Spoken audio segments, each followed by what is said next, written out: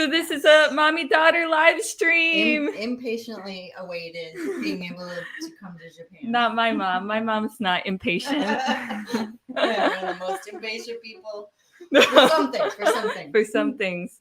Okay, so this is the first live stream I've done in like over a year. I don't do this very often, so I hope that you take this opportunity to ask your questions. I try to answer all the comments. I'm one of the only YouTubers that has a large channel that goes through and tries to answer every single comment because you took the time to write it. So of course I'm going to read it. I just appreciate it because back when I started, you remember, I had like no comments. If I got a comment in a day, I was like, oh my gosh, wow, look, it like made my day. So now that I'm getting so many every day, I still feel really appreciative of that. And I remember that time when I didn't have any, like I'd go days and days with no comments. So no matter how big this channel gets, I'm still going to read every one of your comments that you comment on the videos.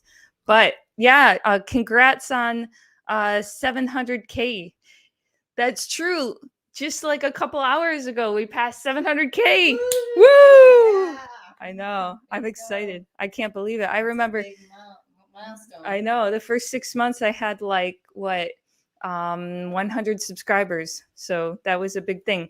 Now, before we start, I want to give a shout out to our moderator today. Our moderator is my friend, Konnichiwa, my dude. He is a Japanese YouTuber here, and he was nice enough to moderate today. So I really appreciate that. He's in Japan time.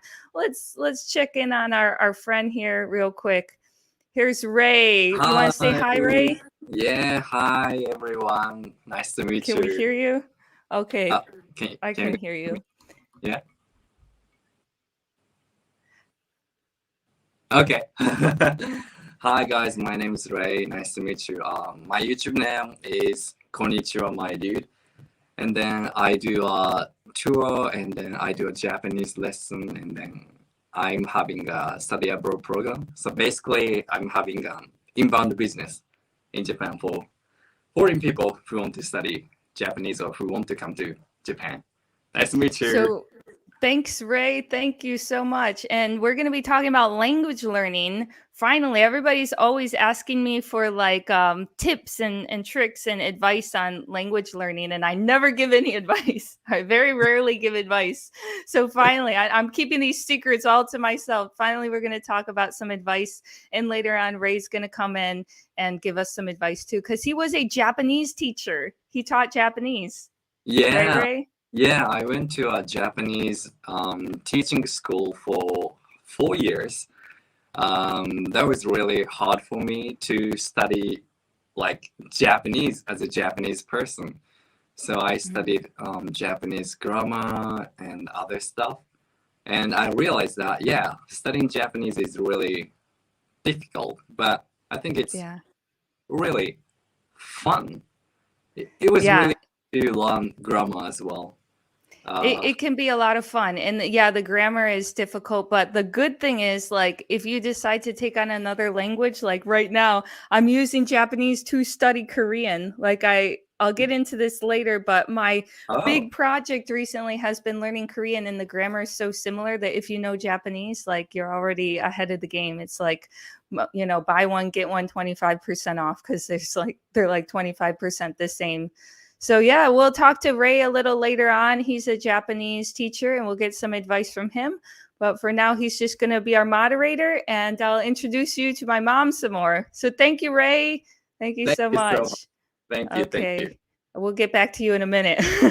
He's still here. If you have any questions, you can ask him him in the chat. It's Konnichiwa, my dude. Okay, so we'll get back to Ray in a second. Thank you, Ray. See you later. Okay. Now it's just back to me and my mommy. Welcome. I see some new people just added into the chat, got into the chat.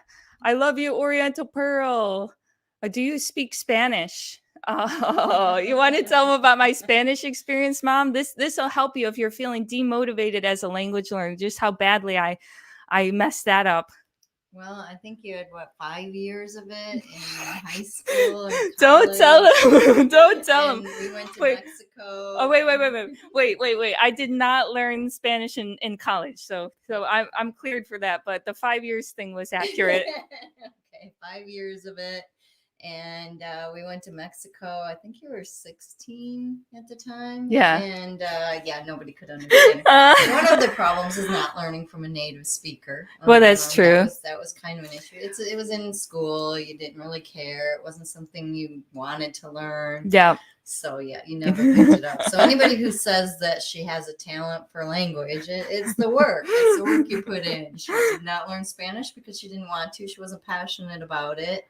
And that's just one of those things that, you have to work at it. Wait a second. I wanted to learn Spanish, but I thought I could learn it like a sponge, like through osmosis, that I would just be in the classroom and not have to do any work or anything outside and just absorb it. And it didn't work that way. Hey, I see Liz Oh. just popped on. Hi, Liz. Oh my gosh, we have actual people back in Michigan that we know. Oh, wow. Yeah.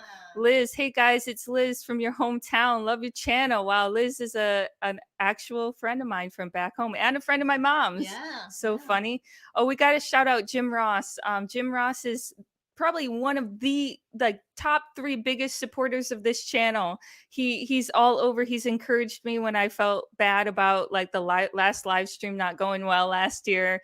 The best YouTuber to inspire and kick butt out of language learners. But my first question is, Mama Anming, what did you think of your daughter going to China and then to Japan? I think she's amazing, but I'm a little prejudiced.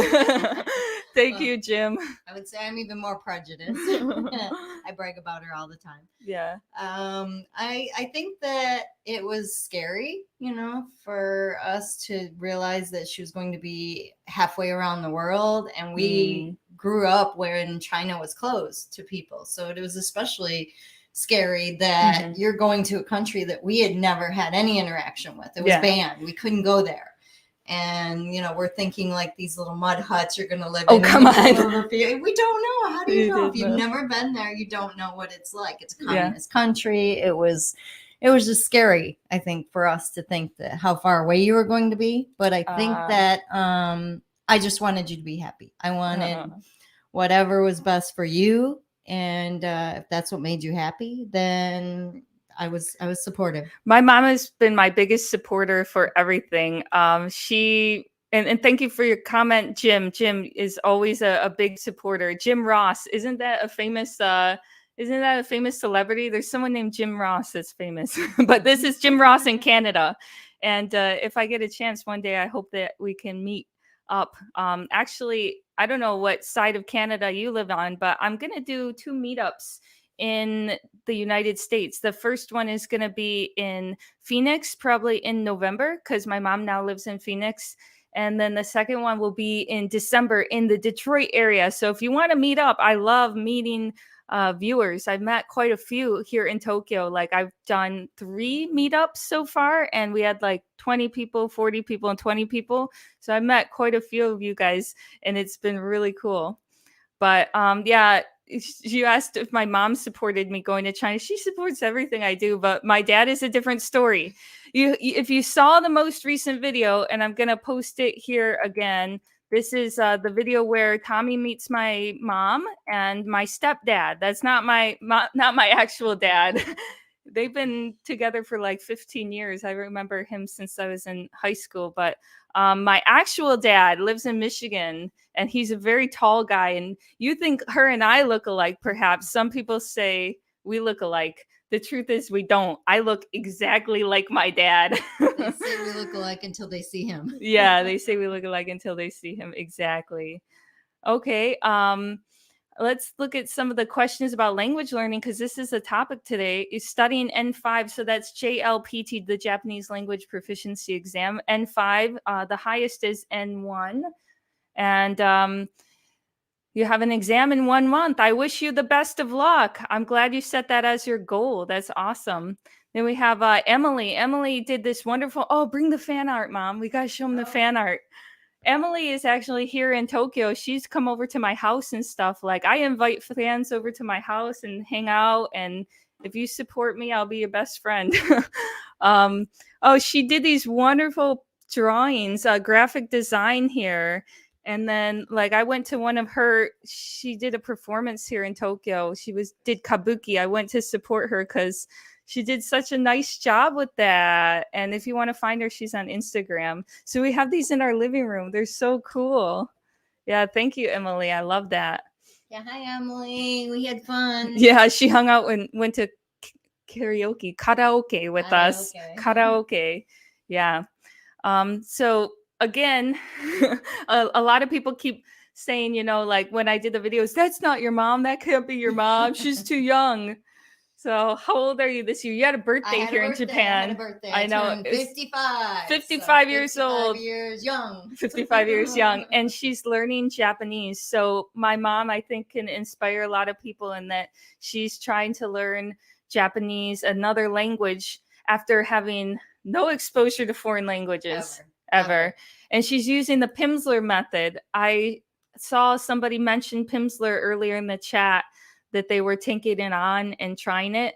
That is exactly how I started with Japanese. You know, you don't take it all on at once. I'm going to learn everything. Hiragana, katakana, kanji. I'm going to go to the advanced level. You don't really make that decision from the very beginning. You start to toy with the language and you get more and more invested into it. And I think that's a great way to start. So I always recommend Pimsleur, and my mom's using it. So do you want to do a self-introduction in Japanese? She literally just went through the first lesson series of Pimsleur before she came. So that was like 30 lessons, 30 minutes a piece. You could do it in a month. They recommend you do one a day. So can you do a little jiko shokai, a little aisatsu? First of all, she's getting nervous. Oh, no. She did this when she met my husband at the airport for the first time. Hajimemashite, dozo yoroshiku. Hajimemashite, dozo yoroshiku. Yeah, Pimsleur, this was it. Watashi wa Cindy desu. America Jean desu. What else? Oh, what about you introduce me? Like, what's our relationship? Watashi no musume. Watashi no musume desu. Yeah, so I'm your daughter. Watashi no musume, Nihonjin kekkon shitemasu. Nihonjin to kekkon shitemasu. That's right. Mm-hmm. My daughter is married to a Japanese person. This is true. And we got a question here about language advice from right here. Okay, what advice would you give to learn languages? Well, that's not very specific, but there's a lot of advice that I would give for learning languages. Like, you got to be invested in it. When I first started, like I said, you don't like. Oh, Emily said "sugoi jouzu." Emily said you're good. She's learning Japanese as well, but here in Tokyo through a program. Just general advice, you got to take it seriously. Like in the beginning, you just start toying with the language. So when I started learning a little teeny tiny bit of Japanese, I was still in China and I was still learning Chinese, but I was like toying with it. Like, do I want to take this all the way? Do I not want to? And just getting a level of interest built up. Someone similar to your age here. I'm 51. I used some Pimsleur for a while, and I also used Rosetta Stone, Duolingo, Japanese Pod 101, and Japanese from Zero. I know all of those. I actually use a Japanese Pod 101 too. Maybe I'll introduce that to you next, because we just started with Pimsleur. Japanese Pod 101 is even better now that you're learning hiragana and katakana, so you can start memorizing how to write the vocabulary and read it as well. But like, you just start toying around with the language. And in the beginning, I didn't want to pay for anything. I was just really stingy about it. I would spend money, like go out to eat when I was in college, getting interested in Chinese. I'd go out to eat and spend $15, but I wouldn't pay $2 for some audio lessons. It didn't make any sense. Like, oh, I don't have money for that. But I have money to go out and like buy fast food and go spend money on stuff that, just food and stuff. But I realized there were a lot of limitations to that. So just getting serious about it and saying, okay, I'm going to put a little money into this, even just a little bit. because I want to get something out of it. I think that was a good first step. You know, I've made the mistake of just using the free stuff for Chinese in the beginning, and it was like a Russian teaching it. One thing too is if there's no skin in the game, they call it in the world, in the business world especially. That's so true. You're not committed to it if you're not paying for it. Just like going to a gym. If you get a personal trainer and you're paying a lot of money, you're way more committed to making sure you show up. Generally, yeah, that's true. It gives you a sense of commitment to get your money's worth. Yeah, I mean, even though you've been here this last month, my mom came October 1st, so she's been in Japan for like almost 30 days now. And I've been going to those Korean lessons, right? Yes. And if I hadn't signed up for that and they hadn't been keeping me on track, I wouldn't have studied while you were here. I would have just taken the month off. But I'm like, nope, I paid for this. I got to get in there. I've been putting this much money and this much effort into it. I'm not going to let this month go. So they keep me on track. So that's an important thing. Definitely. Let's see. We have some questions about vocabulary. Any tips for learning kanji? Any tips for learning how to read and write? Yeah, about vocabulary, things like that. I always do flashcards. And here's I don't know if you could see them. Just a little. Yeah, this is chihacho. And I have mine here. Jihachol is Korean. Wait, hold. Yeah, my mom has some too. Jihachol is Korean for subway. So these are all the ones I already did. And I recommended that my mom do this too. Some for me. And there's things like Anki cards, but I think that it's better to write it out by hand so you get familiar with how to write. I find, okay, I see a lot of comments saying, how about this app? How about that app? How about this app? Honestly, there's a million out there, but I don't recommend that you just use an app alone to learn a language. It's a good way to start and like cultivate that interest, but there are severe limitations to that. So you really got to get some, because you go at your own pace, right? And you tend to slack off unless you're super, super, super, super motivated and you're a very rare person. And I'm a motivated person too, but I still can't keep on track at my own pace. Like I would have taken the month off. Everybody gets busy if it weren't for my Korean school. So I'm now going to a Korean school 2 times a week. That's mainly what I've been busy with. It's right near here, so I can just walk. It's really convenient. You've been learning Korean for a while, right? I've been learning Korean at the Korean school for the last 6 months, and I dabbled with it just a little on Pimsleur before there, but now I've gotten through the whole Pimsleur series, and it was kind of hard in the beginning, but since I started taking that class, I'm like, I know that word. Oh, I know that word. I know that word already. So what I tend to do with new vocabulary is I write it down a lot. You can't really see this so well. Oh, yeah. There you go. I'll write it sometimes. This is Korean, actually. I'll write it sometimes in English and then with the, Hanguru, as they call it in Japanese, Hanguru, the Korean writing system. Actually, I'm learning Korean through Japanese. So if you look at this book, and I can't wait to get permission from the school to show my classes. But all of this book is written in Japanese, and it's got the Japanese to Korean translation. So if you already know a foreign language, it's killing 2 birds with 1 stone if you do the next language taught through your other foreign language. So that's how I learned Japanese. A lot of people say I have somewhat of a Chinese accent when I speak Japanese, but because I learned it in China through Chinese. My teacher only spoke to us in Chinese. Oh, we had a super chat here. Your older sister is in Japan. This is my mom. My older sister. She likes that. You're making her very happy. Money for the cause. Thank you for the entertainment. Well, thank you very much. I appreciate that. That's very kind of you. I don't know, I try to make the videos kind of entertaining and kind of educational at the same time. But what's Pimsleur? Is it similar to Duolingo? Not at all. Those are 2 totally different things. I don't really believe in the app the app-based learning, unless you're just learning hiragana or katakana, like my mom is now just learning a, I, U, E, O, kaki, kuke, ko, sashi, suse, so, that kind of stuff you can learn very, very efficiently, probably the most efficiently through an app. But for actually learning a language, I don't recommend apps. I really, really don't. I did a video about that. But Pimsleur is a series of audio lessons. I wouldn't consider it to be an app. I used it for Japanese in the beginning, and then I'm using it for Korean now. My mom's using it for Japanese. So what have you found to be like, we'll talk about the pros and cons like of using audio lessons, because I always recommend that for beginners. Like that's the way to start.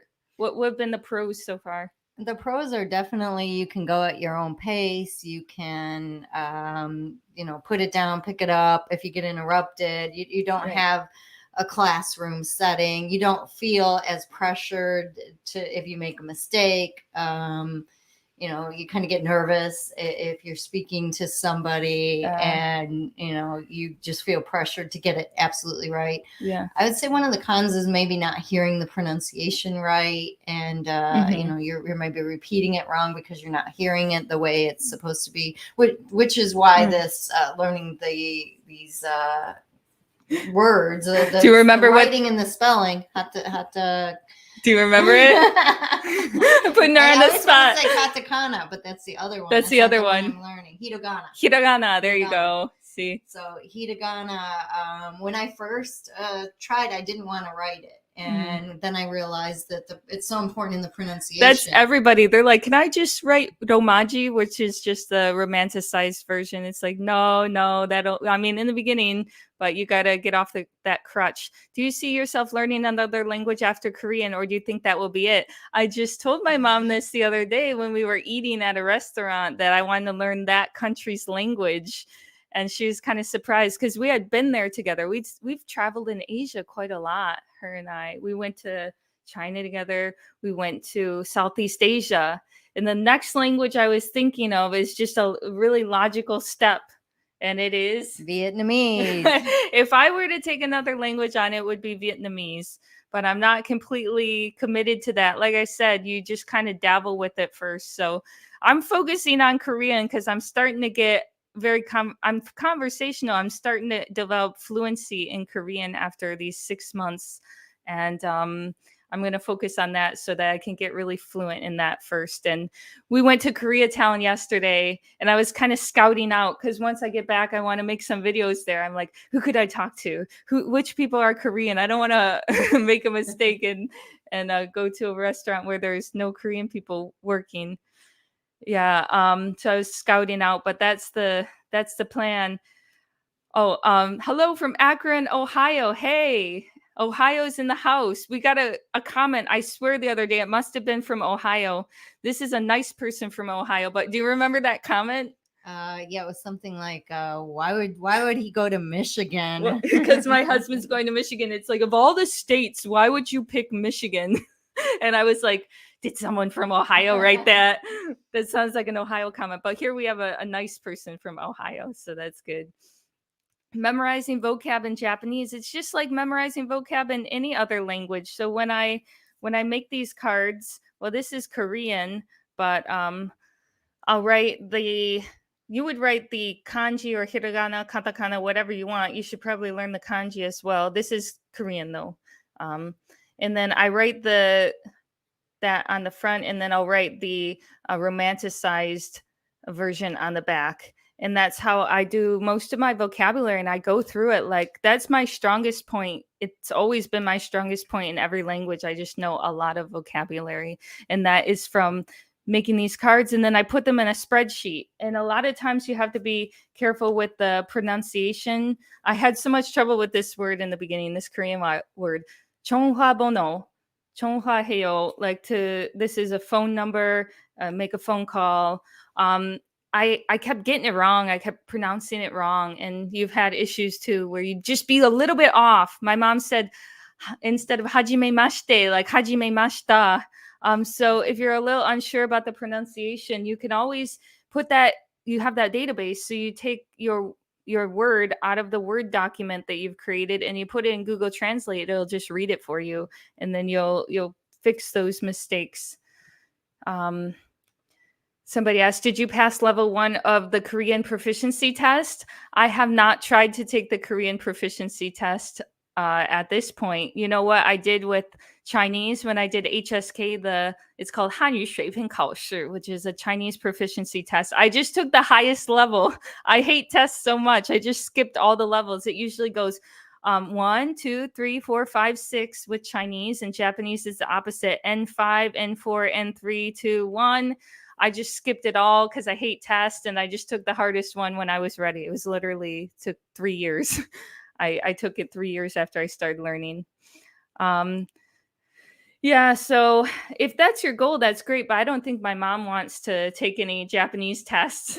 No, absolutely not. I want to be conversational. If I come to this country, I would feel a lot better, being able to speak a lot more than I can currently. Mm-hmm. You can get by with English, certainly, but I think it enhances your experience if you can actually interact with people on their language Mm-hmm. level. And I think it limits what you can do here, especially if you're going to be here for any length of time. But even just a visit, it's nice to be able to speak it. Yeah. How about talking to Tommy? Her main motivation for learning Japanese was so she could talk to my husband and his family, because he doesn't have a whole lot of English.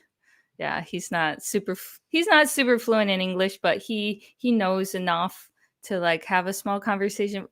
So that was my mom's main goal. We got a super chat here from James Stevenson. Thank you so much. Love Japan. My first visit to Japan was 1975. Wow, that would have been a completely different country than it is now. Yeah. Love your post. I started learning Japanese in 1976. Dang, dai senpai. Let me give you a ojigi suru sugoi. Wow. 1976, and revisited about 13 times. I'm still learning. Okay, wow, 13 times to Japan. That's amazing. But gosh, that's crazy though. 1976. That's a long time. Way before I came here. Jim Ross made a comment about Pimsleur. Pimsleur really offers one-time plans, but full payment up front. I bought the Chinese course, but crashed and burned, and disliked that I never use. Okay. Discs. And own discs that I never use. They used to sell them on discs. I remember that's how I started with Japanese. It was on discs, and then you could download them. They have 5 now. Back when I studied, there were only 4. I never got to do the last one, but now it's way, way, way, way, way, way too easy. I wouldn't say that I studied Japanese now, but every once in a while, I will go through and pick up a book like this. This is called Tango Cho, and this is the N1 one. I've gone through this once and then half of it a second time. So just to warm up on, or to review some of the vocabulary I had already learned. But honestly, stuff like this, it just starts to look like a pyramid where you get more and more rare words that you're not going to use, and you're still missing some of the foundational ones and phrases like that you would catch on TV. So at a certain point, this gets less and less useful. But for passing the test, I guess, if that's your goal, then it's good. And just I had hoped that it would help me with my job, because I worked at a Japanese office, but this didn't help so much with the office vocabulary. Not too much. How many languages do you know? Oh no, that's a different one. Oh, how do you structure your sentences in Japanese? That's been hard for my mom, because it's like all the opposite of English, but sometimes it's confusing, right? Yeah, I think just the order of things. I think you have to kind of think of the action as being last. Mm-hmm. Like when I say you're married to a Japanese, married is the last word. Mm-hmm. And so it's kind of backwards of what we usually It is. say. But what's so awesome is once you've learned one Asian language, for example, with Chinese, there's a lot of similarities with the other ones. So especially the number system. I know the numbers have been weird for you. You haven't even gotten into the 10,000s, 100,000s, but Chinese, Japanese, and Korean are all the same with that system. So they have like a word for 10,000. And if you want to say 100,000, you say 10,000s. And that's very hard in the beginning. But if you already know another Asian language, then it's just like, oh, those counting systems are all the same. So with Korean, oh my gosh, I've never picked up a language so fast as I have with Korean because it's so similar to Japanese. It really is. Yeah, and I think the struggle is if you haven't learned any language like myself, then you don't know where to start. You don't know how to learn it. You're not used to any of those patterns, and it does get frustrating. And you just have to work through that frustration and realize that that is just something that everybody struggles with, and that you're no worse off than anybody else. It's not easy. And then you get to a plateau point, maybe a couple months in, where you're not progressing, and most people, they give up at that point. Oh, it's so hard, it's always going to be this hard. They don't realize that that's the point where you double down. If you were doing 30 minutes a day, that's the point where you start doing an hour a day, and a lot of people miss that. But that's really important. That's like the difference between the people that make it and don't make it. If you keep going and double down when you're having a plateau. What drew you to East Asian languages? That's a funny story. My mom knows that story. What, do you? Yes, I do. in college, you met a Chinese boyfriend, and that got you interested in China. Yeah. So, and then your dad and I sent you to Xi'an. Yeah. After college. I think you did, wasn't it like a farm or something you worked on there? And no, I was like a elementary school volunteer teacher. Was it a teacher? Yeah. Too? I didn't think it was teaching. I did. Yeah, so you went for a month to Xi'an, China, and lived, and just the interest grew from there. Yeah, that's how it started off. And then because I liked Chinese, I got interested in Japanese, and it seemed like a logical next step, because there's a lot of similarities. It was like buy one get one 25% off. I bought Chinese full price. Like, I put all the effort in. I started from zero. I had zero foundation, no knowledge of Hanzi, which is kanji. And then when I took on Japanese, it was like, oh, I already know 25% of this stuff. And then taking on Korean, it's like, I already know maybe even more than 25% of this stuff. At this point, just kept getting easier. And that's why I said, if I do another one, maybe in a year and a half or so, it would be Vietnamese, because I'm somewhat interested in it. I like the country. We've been there together. We went to Ho Chi Minh. And I liked it, and it would be so easy to study after having known Chinese, especially Chinese. There's a lot of similarities. Is Duolingo a viable language learning tool? No, it's not. Okay, it's like the free ones again. We're getting back into the free ones. Like, I already know most people that sign up for something like Duolingo have not really invested themselves in the language. They're just kind of messing around and, feeling it out. But I think they need to get to the next step where they're ready to spend more time and more effort and a little bit of money on it before they can really get serious about it and start making a lot of progress. Everyone I've seen in Japan, for example, that does these English apps, they don't end up making a lot of progress in English, but they weren't really serious with it to begin with. Duolingo honestly sucks. Okay, I don't know if it honestly sucks or that there's no value in it whatsoever. I think there's value in all the apps, but it's not going to get you too far, especially with the mindset of the people that are using Duolingo is also, it's very casual. So they're not quite taking it seriously yet, but maybe they will one day, and maybe they'll invest a little more time into it. Come to Ireland. I've been to Ireland. Actually, one of my videos has Ireland in it. We went to the Cliffs of Moher, and it was so windy. It's like the worst weather I've ever seen in my life. And I'm from Michigan, but it was beautiful. So I did go to Ireland in 2016. I'd like to go. Oh, the next one, I'm going to Australia. I'm totally going to go visit my friend there. Yeah. And my mom's already been to Australia. So that's the next big one. Australia and South Korea too. Oh, we just got a super chat From Erica. Hi, Erica. Thank you. I'll be going to Asia for my first time next year for about 2 weeks. Which country or countries should I visit? Well, that totally depends on what you like, but Japan is on the more expensive side. Singapore is probably the most expensive. If you like adventurous places, if you like nature, then I would probably recommend. If you like nature, I would recommend Southeast Asia, but that can be a little rough. And my mom got sick at one point from the ice water in one of the countries, but we did pretty well most of the trip.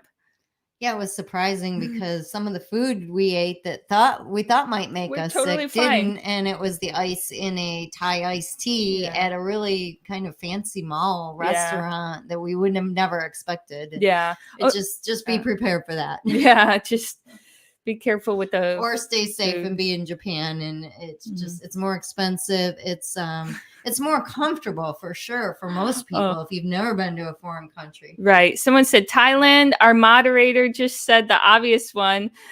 Our moderator today is Konnichiwa, my dude. He said, visit Japan. Ray is a really close friend of mine and a good supporter here in Tokyo. He's been to multiple events that I've had. He's been to my house at least one time, if not twice. Oh my gosh. Godfather. My godfather's in the chat. Oh my gosh. That's so funny. Some of my family does watch the channel. That's amazing. I can. Oh my gosh. I'm going to go see my godparents very soon. I think I said on the channel, if you watch the wedding video, and there's a new one too, that I'm a Catholic convert. That's something that hasn't come out. I converted when I was like 19. My mom's not religious. My dad's not religious. I joined when I was a college student, and I've been a member of the Catholic Church ever since. And have you been to Hokkaido? Yes, I have. That's where we took our honeymoon. So if you're looking for a place to travel in Asia, maybe it could be Hokkaido, Japan. But again, about Konnichiwa, my dude, if you guys have a second, go and support his channel. Go subscribe to his channel. He's such a good friend of mine. He's been so supportive. I can see him here. He's there. There's my friend Ray. Let's get a moment. A little comment from our moderator here, because he's a Japanese teacher and we're talking about language learning. So who better to ask than a guy who's actually taught people about. First, before we go to Ray, we had a super chat. Happy Halloween, Miss Alyssa. Oh, somebody knows my real name. Of course, he's a big supporter of the channel. One of the top 10 for sure. Happy to have 700,000 subs. Have you been to Hong Kong? I was in Hong Kong very briefly when I went to Shenzhen, and then I took the bus over. But yeah, Hong Kong's a cool place. I'm kind of interested in Cantonese, but I think it'd have to be Vietnamese first. But let's hear from Ray for a moment. So Ray, you taught Japanese to a lot of English speakers. What was the most difficult part about that? Oh, teaching Japanese to foreigners. There's Yeah. some difficulties to teach Japanese. Especially Western people are struggling with pronouncing katakana. And I feel like everyone hates katakana pronunciation, but at the same time, Chinese people have advantage of learning kanji because they already know many kanji. And even though they are beginners, they can read high level N1 kanji, and I was really surprised about that. That's so true. When I was in the Japanese language school, there were a lot of Western people that always focus on speaking, and they kind of neglect reading and writing. Whereas on the other side, like Chinese people studying Japanese, which by the way is the biggest group of people studying Japanese. There's a lot more Chinese people studying Japanese than there are Americans or Westerners, but they tended to be really good at reading and writing and putting together emails and stuff, but the speaking just wasn't there. So you can tell what people are focusing on. Yeah, that's true. Because I have so many students who has N2 or N1, but they cannot speak in Japanese at all because they study Japanese from textbook or I don't know, watching YouTube or something like that. But or watching anime, maybe. Watching anime. Yeah, but the funny part is, my students who watch anime can listen Japanese very well. I'm Mhm. really surprised about the one of my students watching anime 3 hours a day, every single day, and his speaking level is not really great, but his listening skill is like N2 level. So I'm like, Okay. wow, that's Yeah. amazing. Maybe, Yeah, yeah. just like this one from Sushi. This is written in all hiragana. Rei-san no, tsuki. There's Rei-san suki na doubutsu wa nan desu ka? Usually doubutsu, it has a kanji, but a lot of foreigners learning kanji will write these words in hiragana. So, suki na doubutsu te arimasu ka, Rei-san? 好きな動物はヤモリです。Yamori って何？結構。今、Gecko? そこ Wow, にトカゲじゃない。トカゲ。Can I bring it now? Tokage. Yeah. Oh my gosh. Yeah. He's gonna show us his pet. Misete. He's gonna show us his gecko. Oh. I guess he does have a favorite animal. And Usha, I gotta shout this viewer out. He's not just a viewer, he's one of the top 3 biggest So supporters. Congrats. this is Well, my gecko. that's so cute. We have He's- a special guest I didn't Yeah. expect. Um, Wow. his name is Eh. Konnichiwa. His name is Konichiwa. Yeah, his name is Konnichiwa. Very, very aggressive. Oh my gosh. ちょっと怖くないこれ。何食べてる？餌で何やってる？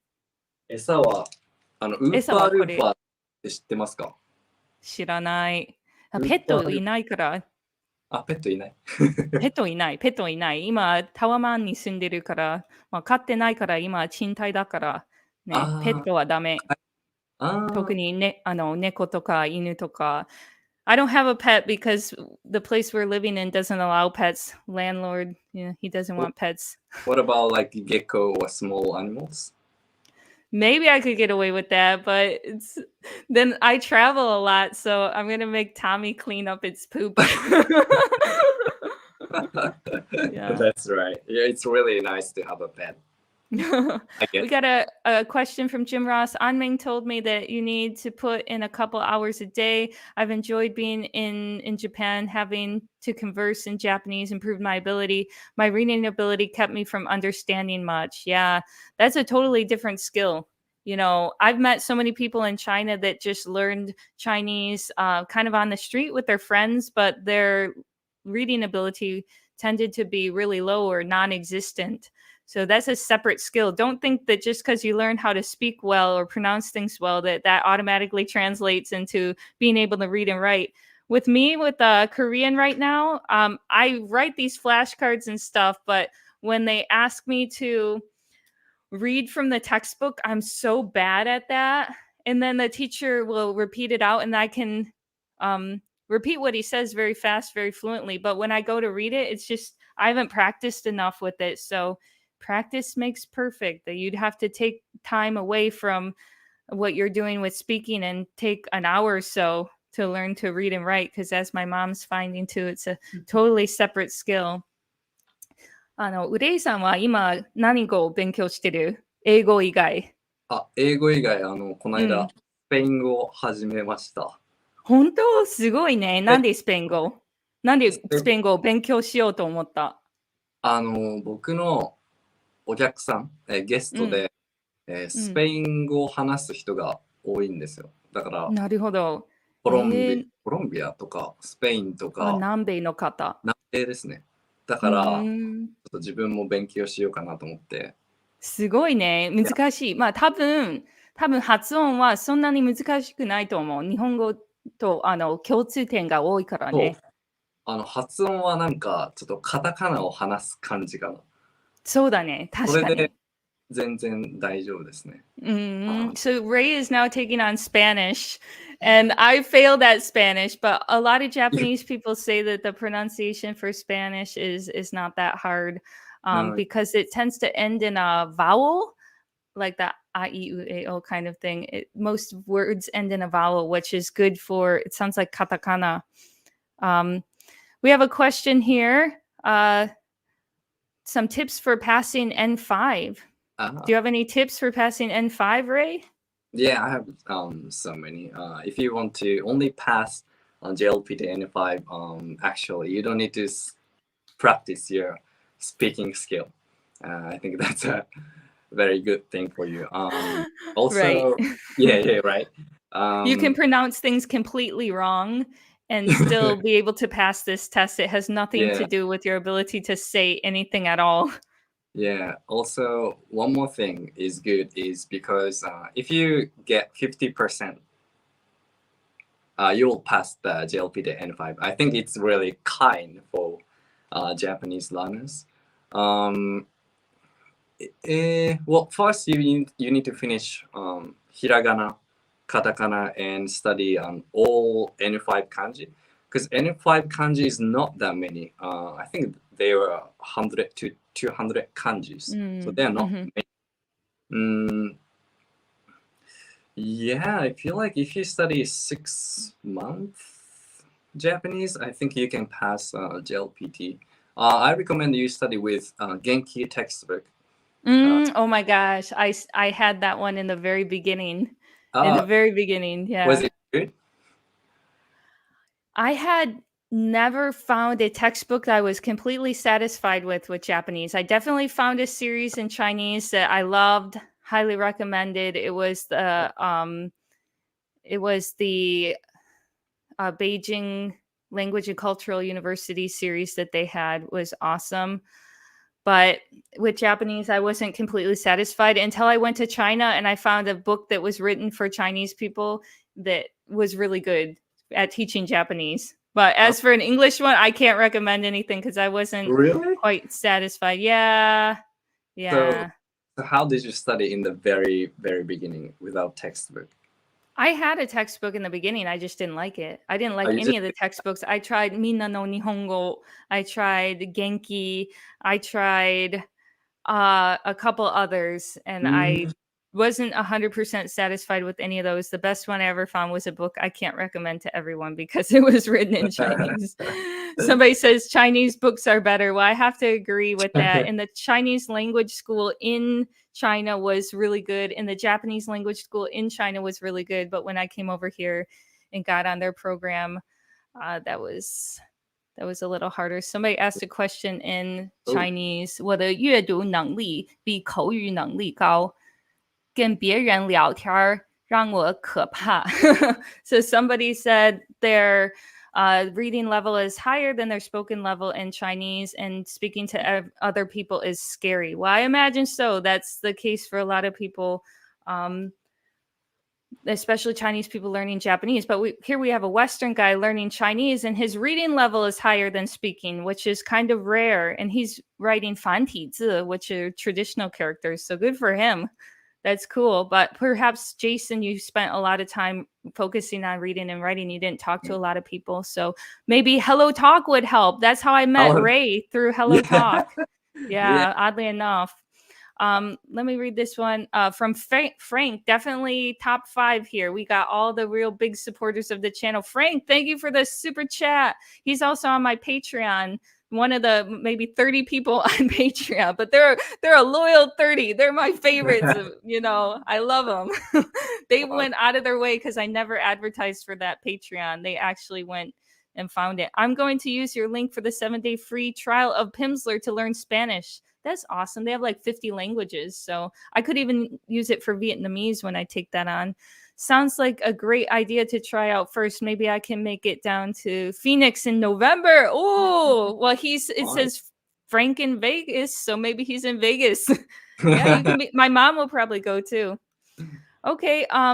We'll check in with you in a couple of minutes. Ray, I want to get my mom, get some advice from her. So we'll bring you back in a little bit. We're going to 11 today, so we have 11 Japan time. We have another hour and 10 minutes. So we'll get Ray back here, and he'll be in the chat.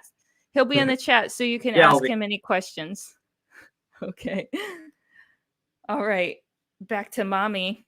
Let's see. Are you a Russian spy? Are you a Russian spy or me? Not a Russian spy. Oh, Maybe somebody, you are, and I don't know it. because somebody had that as like their profile name. But do you know how many times I get asked if I'm a Russian spy or Chinese spy, or if I work for the CCP, or if I, the CCP, Chinese Communist Party? And somebody said I was being paid by them. That was so.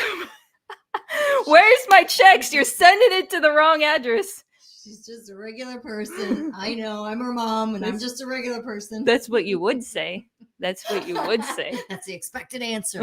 Exactly. Which one out of the two of you is older, huh? What's that supposed to mean? This comment? Mom. Well, I think, what came first, the chicken or the egg? I mean, what's your ancestry? We have German ancestry. Yeah, on both sides. On dad's side. Ukrainian.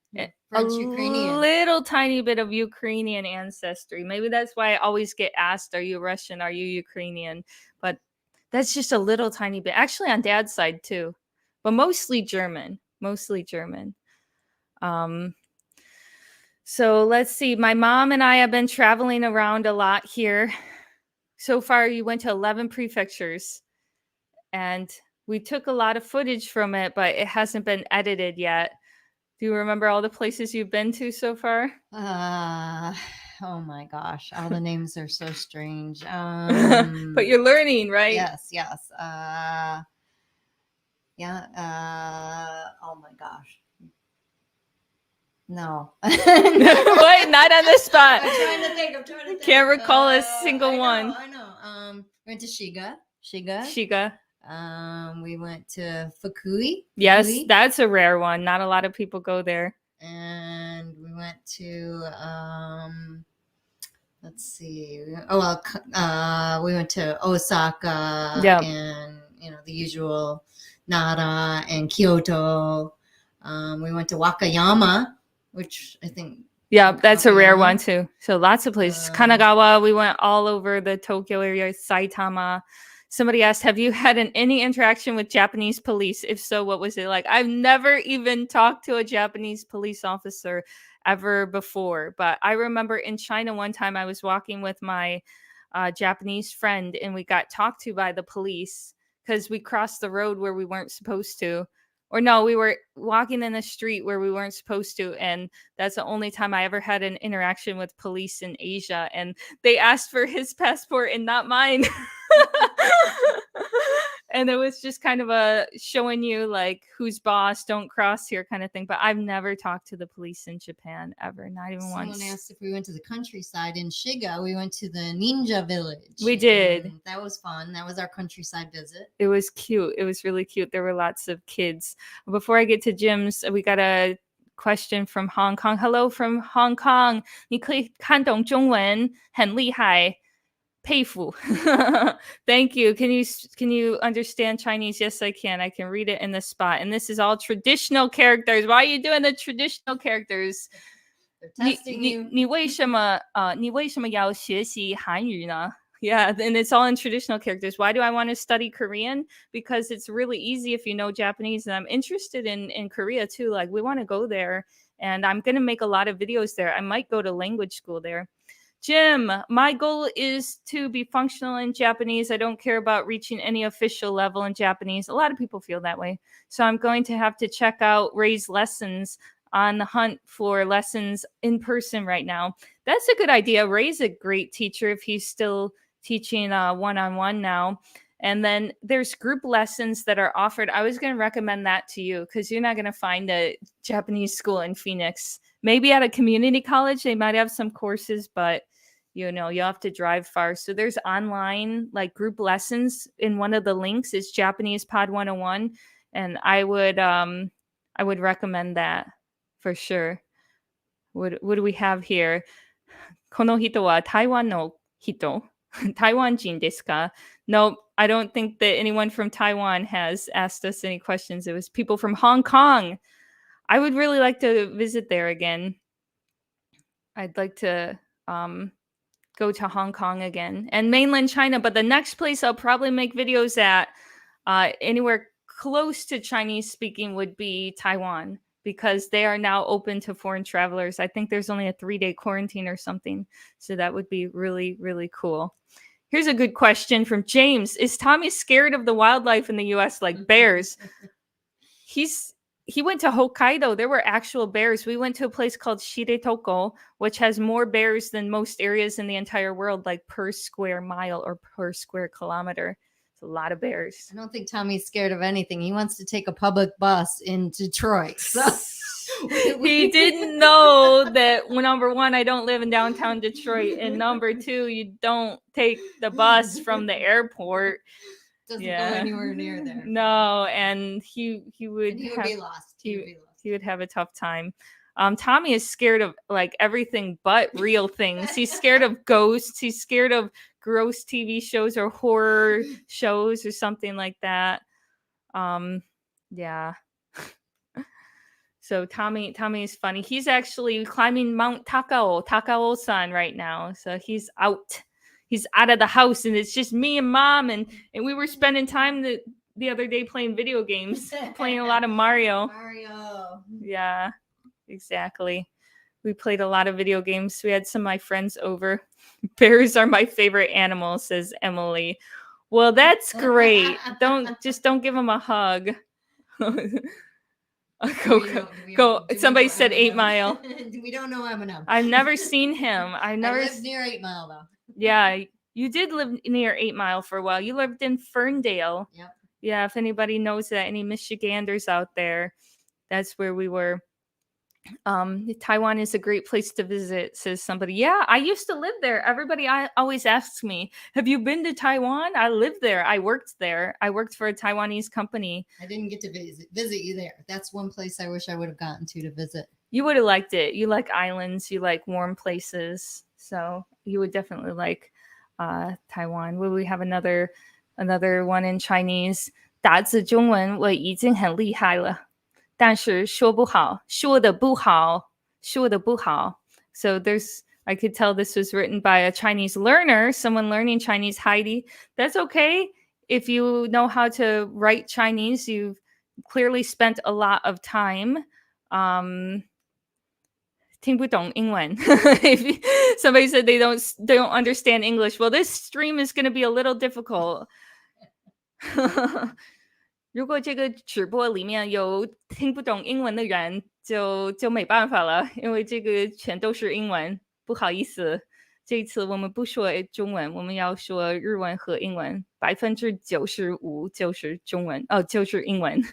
Yeah, so this is going to be a very English stream. Sorry for those who are Chinese viewers and Japanese viewers.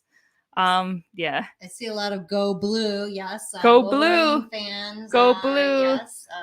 We're hoping to get Tommy to some games at the big house, but unfortunately they're not playing when he's there. And so we're going to take him to a hockey game where actually, oddly enough, the Red Wings are playing the Coyotes, which is, for people who don't know, the Michigan team is playing the Arizona team, ironically enough. So that should be fun. I don't know who I'm going to root for yet. I'm kind of torn. Somebody, probably a Chinese viewer said, haha, 那你可以练习你的英文听力吧. Somebody said, okay, you can practice your English listening skills. For all those who don't speak English so fluently here, no problem. It's just all practice. Congratulations on 700K subs.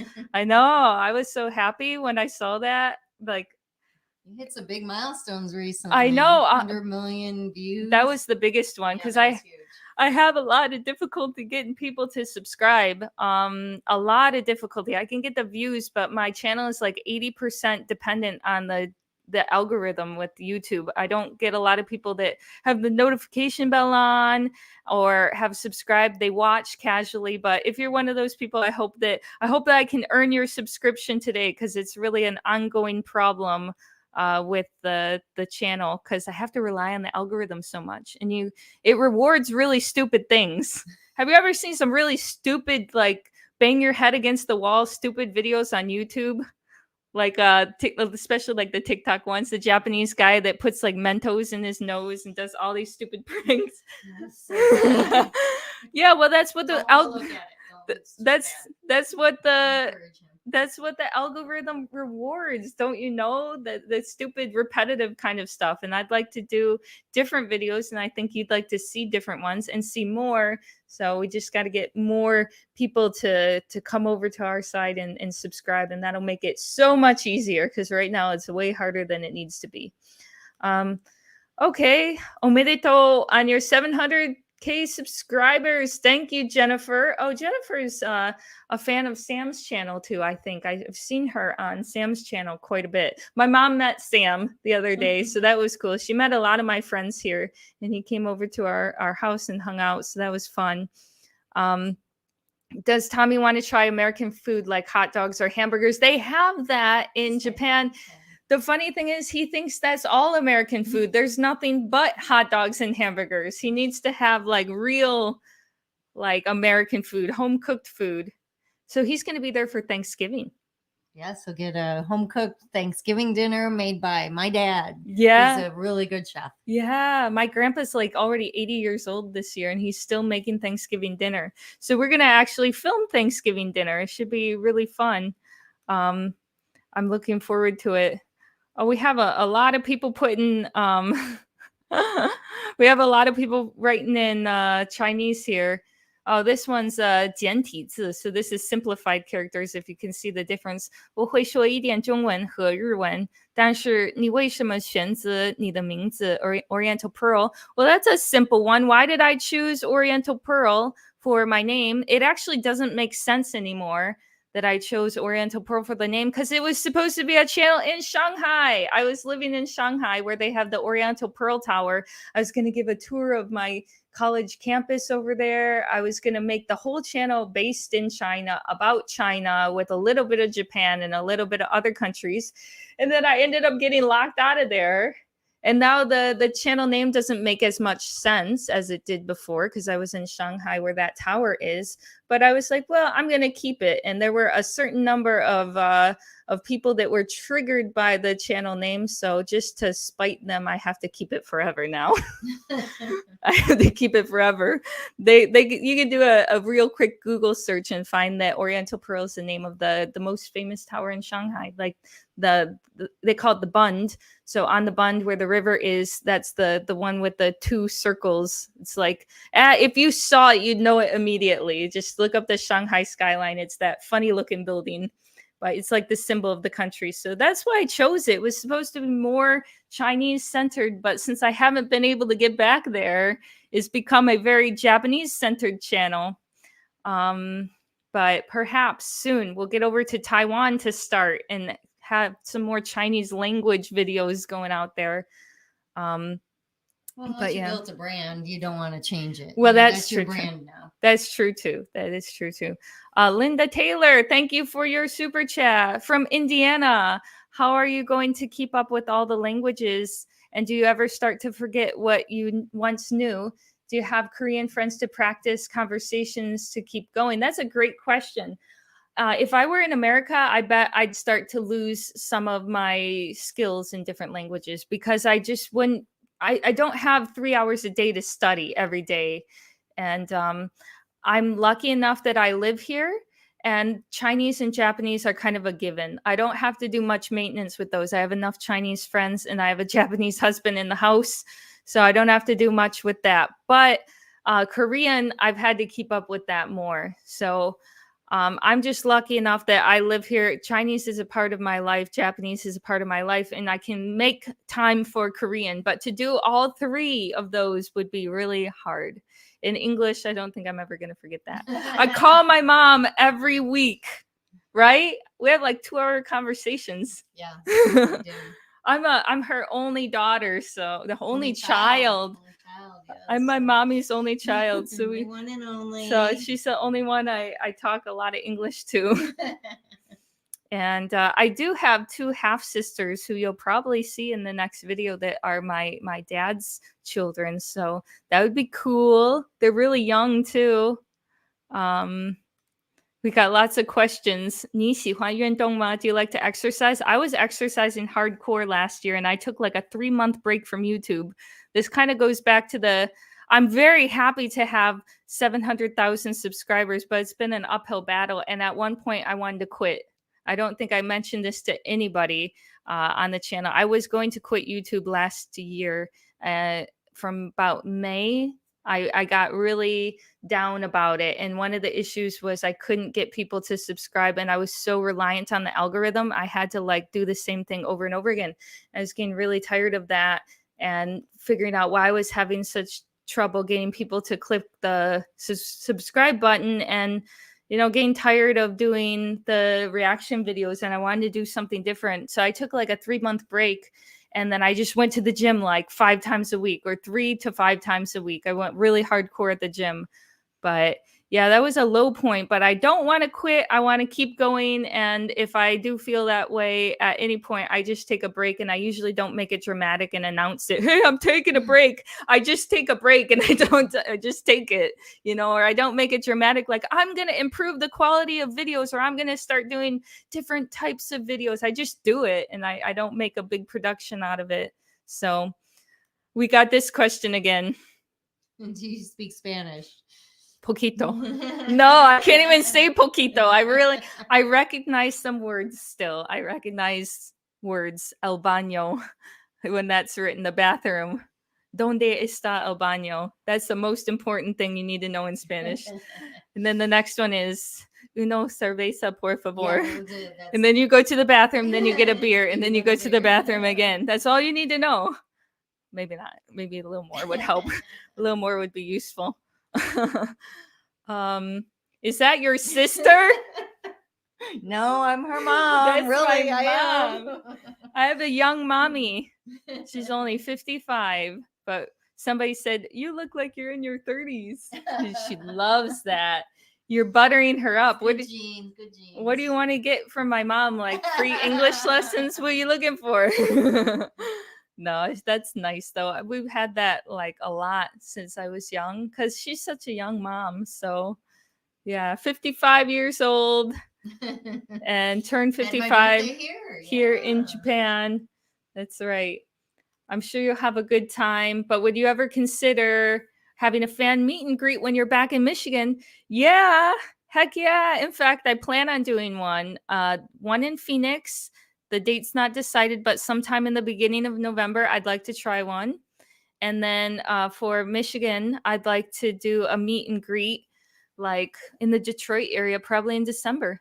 And my mom probably won't be able to make that one, but she'll be able to make the Phoenix one. So people out there in Phoenix or in the Detroit area, I'll see you next month and the month after. we got... Oh, this is nice. 你的妈妈真的很漂亮. They said your mom is really pretty. Really pretty. Somebody asked how many characters I know. A ton. Really a ton now at this point, because I had to learn Chinese characters, and then in traditional and simplified version, then the Japanese characters. So quite a lot. I would even go out on a limb and say, because of knowing Chinese and getting my graduate degree there, I probably know more kanji than most Japanese people know. Not most Chinese, but most Japanese people, because there's simply a lot of characters that they don't use in Japan that I know from Chinese. So perhaps I know more than even the average Japanese person, but I have trouble writing them by memory. I used to write them by memory for like our tests at Fudan University in Shanghai, where I went to school. We had to write essays like on the spot, no dictionary, just go. And I'd have to prepare for like weeks ahead of time just to be in the flow of writing. And now I'm totally rusty at it, but reading is no problem. Just I haven't written anything. Had to write an essay in at least 3 years. Yeah. Do you learn traditional for Japanese or something else? Japanese is like a mix of traditional and simplified characters. And I think that's where it came from originally. And then China adopted some of those. So you'll see a mix of both of them in Japan. But in Taiwan, in Hong Kong, it's 100% traditional characters. Even in Singapore, they will use traditional characters. But here, it's a mix of both. it's kind of a weird, it looks wrong. It would be considered written incorrectly in any of those countries if you put a traditional character and a simplified one next to each other. But that's Japan's style. They did their own thing. Definitely did their own thing. Okay. How many minutes or hours do you recommend studying for? It depends on your level. So what are you doing? Or when you were at the peak, what were you doing daily? I think at the peak I was probably getting 2 to 3 hours in a day. It's hard. It becomes time consuming, and you do get frustrated, and that's just normal. And I think the key is just to not give up when you get frustrated, and like you said, double down. But sometimes that's hard to do. Life gets in the way. So you have a job. yeah, I have a job. I do have other things in my life, and don't have to 8 hours a day to study. And sometimes after my job, the last thing my brain wants to do is try to study characters or words, Right. or you're just tired, and so it's not easy, and anybody who says it is not telling the truth. Well, easy in the sense that, okay, it's not physics, it's not something you're not doing calculus, it's not really gonna you're not solving math problems or something really, really difficult. Like language school is way easier than law school, for one, or something like that. But it's time consuming and it's tedious. It can be pretty tedious, and it's hard to find the time to do it. And it gets frustrating if you're making mistakes. But as a beginner, you can start off for the first 3 months with 30 minutes a day, and then you will plateau. So 30 minutes a day for the first 3 months, when you're kind of testing the waters out, you're not 100% committed, you want to see how it goes, you will make progress 30 minutes a day as a very beginner. But once you hit that plateau, either at the 3 to 6 month mark, then you need to double down. Now you need to do an hour a day. If you're still finding an hour a day is not enough, then you need to put it to maybe an hour and a half a day. So I'm up with Korean right now. It's my 6th month into Korean, and I'm trying to do an hour a day. And ideally, I mean, some days I'll do more than that, but some days I do nothing.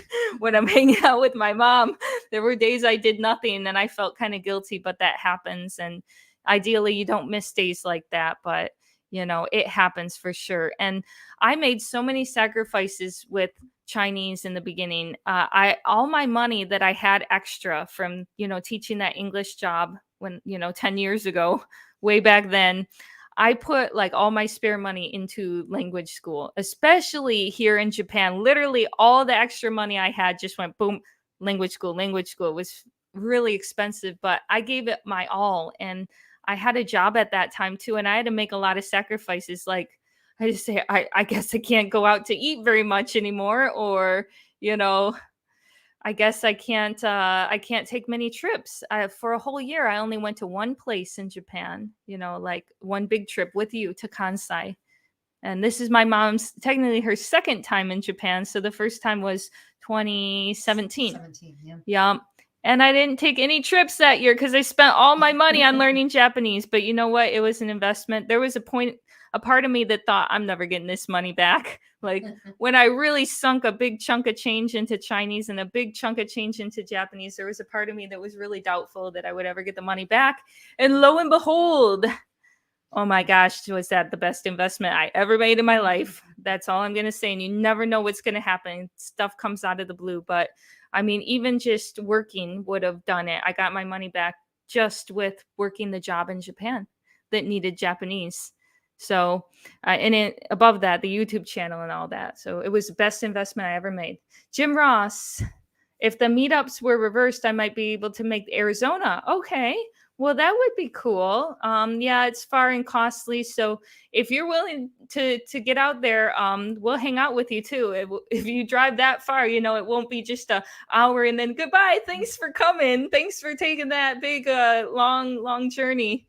We would hang out with you for the rest of the day too. I always appreciate the people that are fans of this channel, like Jasmine. You met Jasmine. Yes. Yeah. Hi, Jasmine. Jasmine's popping in to say hi. Hey, Jasmine. So you're going to come to Halloween tonight, right? Halloween is big in Shibuya. So me, my mom, Tommy, Jasmine, Max, a whole bunch of friends, we're going out in costumes. So It's gonna be fun. We bought our costumes. So what are you this year? Pikachu. And what are you, Jasmine? What are you being this year? I forgot. Oh wait, you're technically working. She was gonna be Spider Girl. Oh, you're gonna be Spider Girl, and Max is gonna be Spider Man. I'm Peach from Nintendo. It's not nearly as good as my costume last year, but I don't think that I can like top that. That was the best costume ever. And Tommy is gonna be Mario. So we're the Nintendo characters. You wanted to be Yoshi. I wanted to be Yoshi, but they didn't have the Yoshi costume when I was looking. But of course, they had it yesterday when we weren't looking for it. But after we bought Pikachu. it, yeah, after we bought Pikachu. Oh, there's Tommy's. You want to show him the goofy mustaches that he bought? Yeah, Halloween is huge in Japan, so we're gonna get out there. So Tommy decided he needed this mustache and this, and then he got more mustaches because he can't decide which mustache he wants to wear. He's got selections. What are these called? We got the scoundrel. This one's called the scoundrel. We have the smarty. So he could pick one of these. The party boy. Maybe this will be for him, the party boy. All these. Give Pikachu a mustache too. I don't know. I want. Probably doesn't want a mustache. No, I don't need a Pikachu mustache. might need one. I'm a princess. I want to ask our moderator, Ray. Konnichiwa, my dude. What are you going to be for Halloween this year, Ray? Can you type it in the chat? Ray is our moderator for those of you who just joined us. I know we're an hour in already. Ray is moderating. He's a good friend of mine, and he teaches Japanese. So go over to his channel and give him a subscribe, give him a like on some of his videos. I appreciate all of his help. He's a really good guy. But Ray, what are you going to be for Halloween? That's $1 million question. And are you going to Shibuya? Maybe we'll see him if he goes out. He doesn't live in Tokyo, but he's close enough he could come. The odds of running into somebody there is going to be crazy. People spot me all the time, like on those 4K cams. Last year on Halloween, we got spotted a lot, like a lot. So maybe we will run into people because you're just kind of going in a circle and you might see the same people several times. Sure. We've seen people that I know walking down the streets, like in this big of a city. Yeah, just last night, someone said Oriental Pearl. Yeah, that was funny because there's more foreigners here now. So Ray is going to be Jujutsu. What is this? Jujutsu Kaisen? What is this? This maybe there's a typo, or maybe I just don't know how to read this character name. He's making a face. He's making a face at me. Look, he's making a face. What is this? Jutsu. This is not Japanese. Why is there a JTU? Oh, I don't know how to say this. Kase costume. Okay. Oh, jujitsu. Jujitsu kaisen. What the heck is that? Okay, cool. He's laughing at me again. Well, we're going to find out because we might see Ray there tonight at Shibuya Halloween. So if anybody here is living in Japan, we'll look for you tonight at Halloween. We'll be out there. I'm Princess Peach. Tommy is Mario. My mom is Pikachu. Has nothing to do with Mario, but we tried. I tried to be Yoshi, but I like Pikachu. You liked Pikachu when you were young and got into Pokemon, so. I've stood corrected here. Somebody said it's an anime. Anime, haha. One of the character, Ray's character is from anime. That would explain. That shows you how much. This is a great question right here. Somebody said, "Do you watch anime? Do you watch anime?" I've watched it before. I have, like the TV, not TV shows so much. When I was a kid, I watched Dragon Ball Z. I had a Dragon Ball Z phase from like 5th grade into not even into 6th grade, just 5th grade. I was all into Dragon Ball Z. That was my favorite show. I wish I liked anime more as an adult because it's a great way to get your immersion into Japanese. But the thing is, I can't get into it. So I have to find other ways to get my immersion, which is possible, but that's an easy one. If you want to just watch anime all day and you already have a foundation in Japanese, it's a great way to study. But I've watched the Ghibli movies, Studio Ghibli. I've watched almost all their popular movies, but I can't say I watch them again and again and again. Spirited Away is one of the classics. I've seen that. Sento Chihiro no Kamikakashi.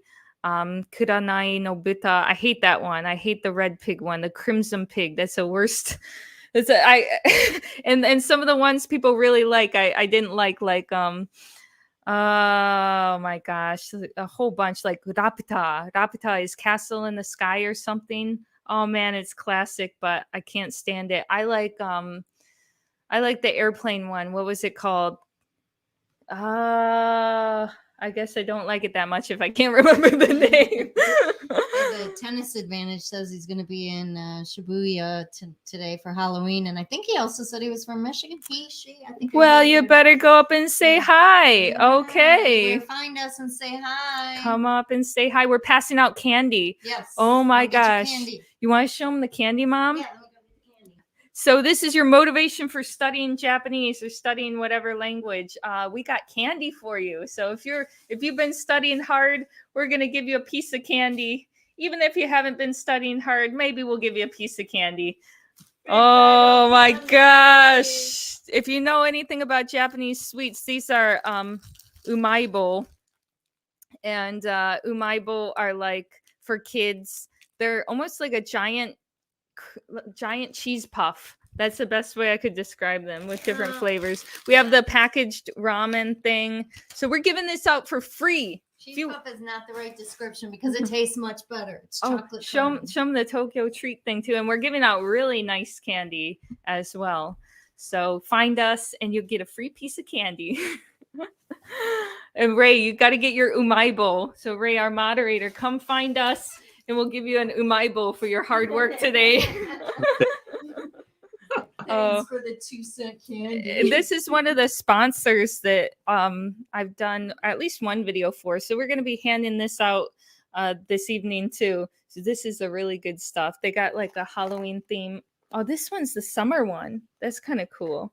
They give us a whole bunch of different stuff. So Sakurako and Tokyo Treat, we'll be handing that out too. Look for us tonight.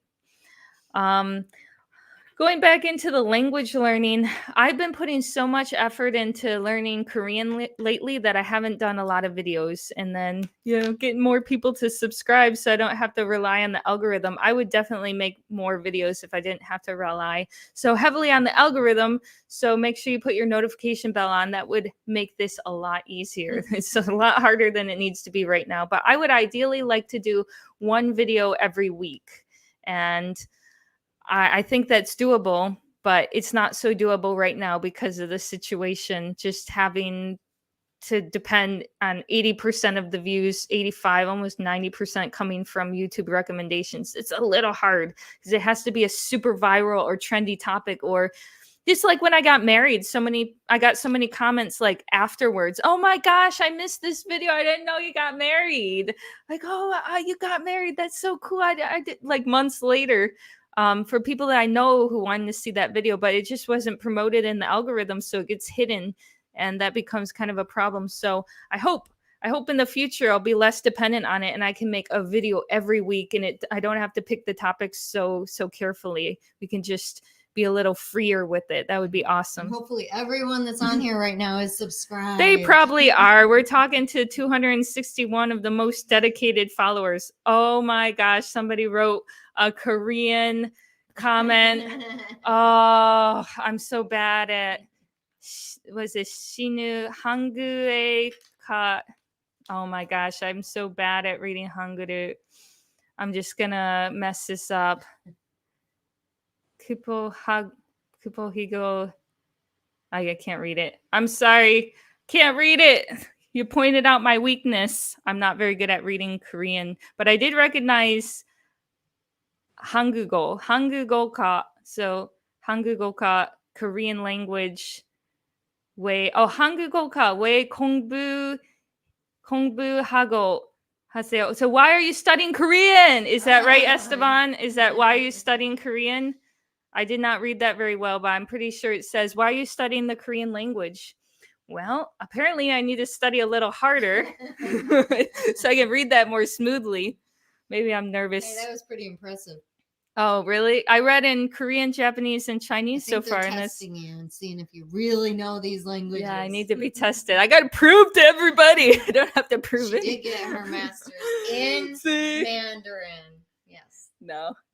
I don't feel the need to like I don't know. But I am studying Korean very hard. Why do I want to study Korean? It's because it seems like a logical step. It's so much easier than any language I've ever studied because it's so similar to Japanese. It's got a lot of influence from Chinese. I can just think of words like 洗手间. 洗手间 in Chinese is like, or 化妆室. 化妆室 was like the makeup room, powder room. Oterai. 化粧室 in Japanese is 化妆室 in Korean, which sounds like 化妆室 in Chinese. There's so many similar words to Chinese and Japanese. It's like if you know those, like Korean's already 40% done. A lot of the work is already done. So I could hear some of these Korean words and memorize them after one hearing, which is, I've never had that before with Chinese or Japanese. I usually have to hear it a couple times. But with some of these Korean words, it's like one time I got it. Hope I can get better at reading it too. Jim Ross, the salary man who went bouncing down the street after you on Christmas, gave him candy last year. Is Santa Sam going with you tonight? I don't think Santa Sam is going to go with us. It's hard to get him out. Hard to get him out of the house. But that would be fun, I wish. Yeah, I did a video last year and I wanted to do another one this year. Handing candy out on Christmas Day, Christmas Eve. That was so fun. That everybody was just lit. There was so much energy in that place. And a salary man, we gave him a cheap piece of candy like this. We gave him one stupid cheap piece of candy for like 25 cents, and he skipped down the street. He was so happy he got this. Yeah, my bowl. It was really funny. Just catching moments like that is so hard. I hope you guys, I don't think you realize how difficult it is to catch these moments on camera. How many moments on our trip did I just want to punch myself or kick myself because we missed a really viral moment? Yeah, it's really difficult. I guess I never realized the challenge before that she has with trying to capture those things because you can't be recording your life 24/7 and things happen that you think, oh, that would have been really cool to catch. Everybody would have loved to see that. Everybody would have laughed. They would have enjoyed it. But you didn't get it because we caught people talking about us on this last trip. A bunch of middle schoolers or high schoolers didn't get it on camera. We were given a bottle of Coca-Cola by some random stranger, like, welcome to Wakayama, here's Coca-Cola. This guy just came up and walked away. I got the camera and I just got his back, like walking away. I'm like, well, that was missed he too. Never said a word. He it was just funny. Walked up to it. We're just eating lunch from the convenience store on a wall, and yeah, it's very random. And of course, it's like, oh, that would have been great to get on camera. She had the camera with her, but by the time she turned and got it out, we're sitting eating lunch. We're not, sitting there expecting anything to happen and filming it. So, I can see the frustration of, oh yeah, you just can't capture every moment of your life, and you never know when it's going people to happen. People are like, make another video where people are talking about you and you catch it on camera. Yeah, good luck. That took me 2 years to do. It was that hard. It was that hard. And somewhat like now my channel is really difficult because people subscribe to see that, and it's something I can't easily catch on camera. So, and it's all real too, so it's really hard to catch those real moments. I've been learning Japanese for 4 or 5 years, but I still have a hard time trying to stay motivated. Any tips? Any tips on staying motivated? You have to want that so bad that you're willing to give up a big chunk of your free time to do that. How do you stay motivated? If it's been 4 or 5 years and you're kind of casually learning it here or there, wow, then you just have to go hardcore. Like, I'm going to take the next 6 months and I don't care about, anything else. I want to put that as my top priority. Well, you can care about other things, but I'm going to take Japanese and put it as my top priority for the next 6 months. I'm not going to see my friends as much. I'm not going to go out to eat as much. I'm not going to go do the things I normally do. For the next 6 months, I'm enrolling in a Japanese language school. I'm going to go, 5 hours a week, 6 hours a week or something, even online. You just have to put your foot down and say, I'm going to freaking do this already. It can't be a little bit here, a little bit there. I'm going to fully commit for the next 6 months and just go hardcore for 6 months and then take a little break, not a complete break, but bring it down, then go for another 6 months. That's the technique that I took. Like you gotta like just put your foot down. I am doing this, and I'm gonna give up. I'm gonna put my time and money into it. Like go hardcore. At that point, you just got to go completely hardcore. We have Gina said that she's taking Pimsleur Japanese level 1 and loving it. Thank you. Well, I'm glad that you're enjoying it. My mom did that as well. Now you're on level 2, like just barely, right? Right. You just got into level 2. And I've gotten into their level 3 with Korean. I'm almost done with it. But now it's kind of too easy because I learned all those words in the Korean school. But it's great practice. I'm going to go through the whole thing and like review it well in America. That's the important thing.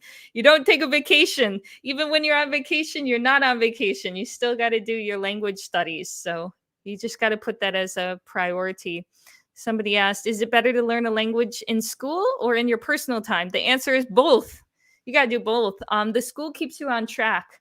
I'm not saying the school is an end all, like you can just learn through osmosis, like I thought as a high schooler learning Spanish. Yeah, I'll just show up and I'll magically learn this. I don't have to do anything outside of class.